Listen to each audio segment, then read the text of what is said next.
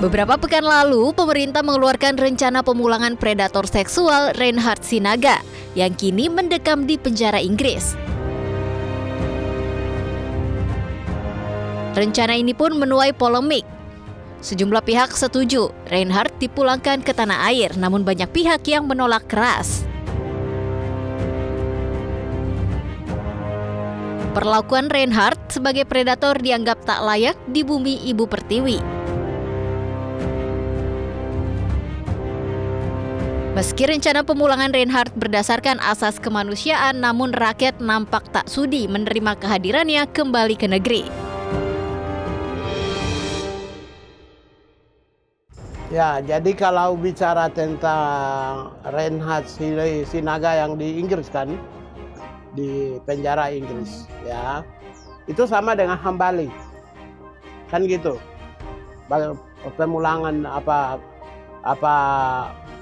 Hambali apakah boleh pulang ke Indonesia atau Reinhard apakah boleh pulang ke Indonesia? Ini kan gini, saya ingin sampaikan bahwa hal-hal yang sifatnya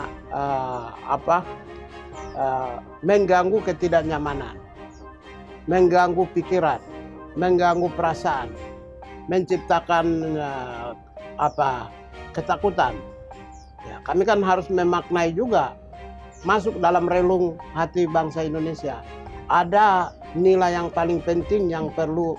Kita ini negara yang paling demokratis dan stabil. Jangan tidak, kami sudah memaknai semacam ada perasaan freedom, akan terganggu freedom of fears.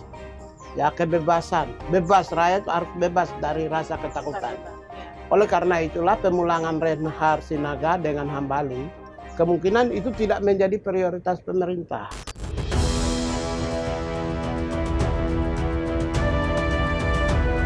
Lima warga negara Indonesia ditembak oleh aparatur negeri tetangga Malaysia pada akhir Januari lalu.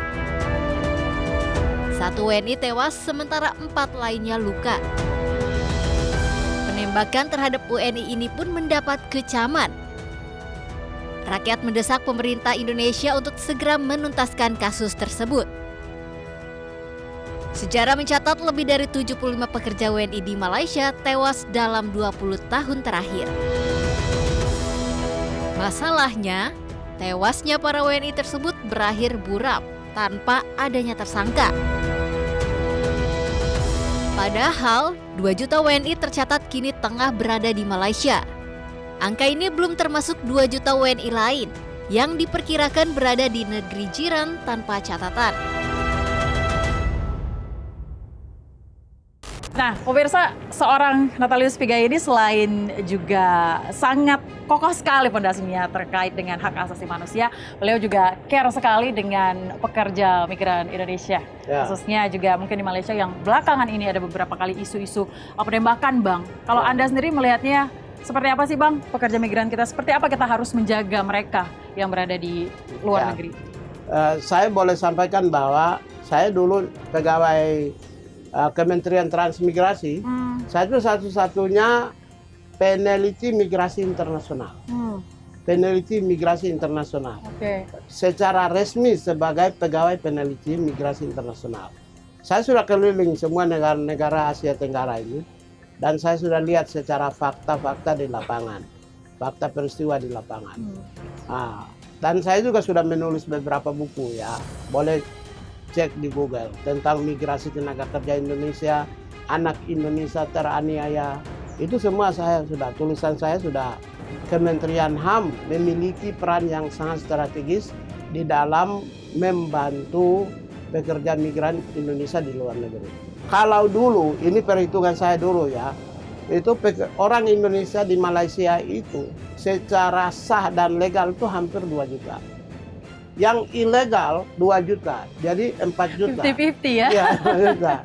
Ya, kalau sudah 4 juta orang Indonesia di Malaysia aja, ya bagaimana bisa mengendalikan tindakan-tindakan yang bertentangan dengan hukum di luar. Itu sebuah fakta dinamika sosial warga kita di luar negeri yang tidak bisa kita hindar.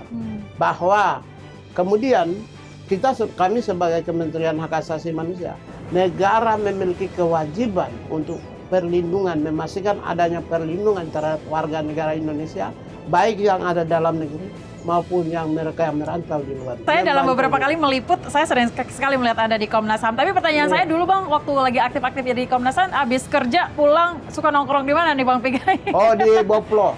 Boplo, di mana itu? Di Gondang Dia. Di Gondang Dia. Wah, Di bawah jembatan itu saya sudah 20, jujur ya.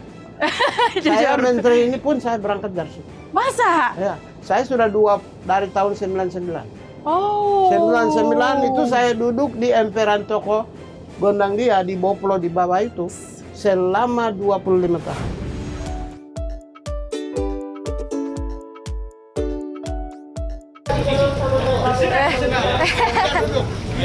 Om 30 tahun di sini, 18 tahun. Tahu, saya punya teman yang puluhan tahun yang duduk di bawah sini. Kalau yang dulunya tidak kerja, sekarang staf khusus Menteri Eselon 1B. Wah. Saya jadi. Om staf khusus bidang apa? Pemenuhan hak Staf khusus bidang strategi komunikasi media dan transformasi digital. Strategi staf komunikasi khusus media. bidang Hubungan antara kelembagaan dan hubungan internasional. Oh. Bayangkan semua yang duduk di bawah kolong jembatan ini semua saya jadi staf khusus. Wah, luar Karena biasa. saya orang mimpi ngorok aja udah ngorok HAM.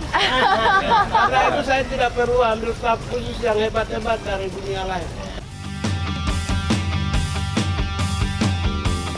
Kita balik lagi soal background Anda ya. Berawal dari sempat menjadi tukang parkir, kemudian juga aktivis HAM, hingga sekarang menjabat sebagai menteri di bawah kepemimpinannya Pak Prabowo. Ya. Yang sangat luar biasa sekali berada di jajaran kabinet.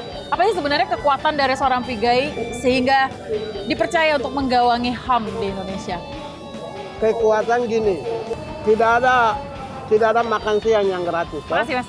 Semua harus ada pengorbanan. Ya. Artinya apa?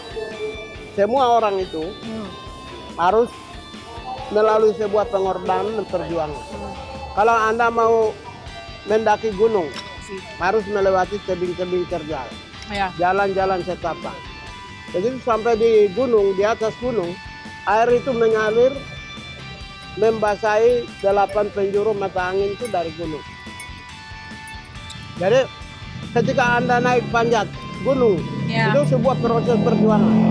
Sama seperti saya dari korban HAM di kampung, aktivis HAM, kemudian aktivis 98, PMKRI, Ya.